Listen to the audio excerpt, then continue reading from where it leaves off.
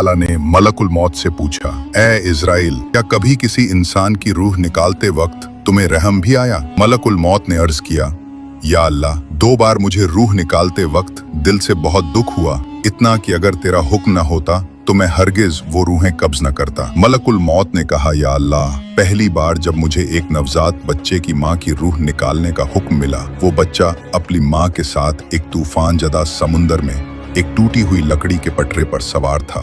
उस वक्त उस मासूम बच्चे का इस पूरी कायनात में सिर्फ एक ही सहारा था, उसकी माँ।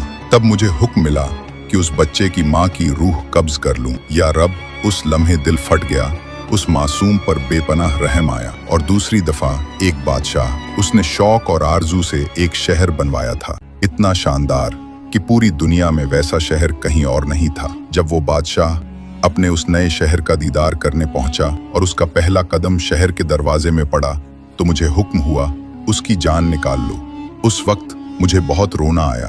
मेरे दिल में यह ख्याल आया कि इस बादशाह ने कितनी तमन्नाएं और हसरतें इस दिल में पाली होंगी, कितना कुछ सोचकर ये शहर बनवाया होगा, और अब वो सब अधूरा ही रह जाएगा। अल्लाह ताला ने मुस्कुराते हुए फरमाया, इज़राइल, तुम्हें ये जानकर ताज्जुब होगा कि जिन 2 लोगों पर तुझे रहम आया वो एक ही इंसान था। वो बच्चा और वही बादशाह, दोनों एक ही शख्स थे।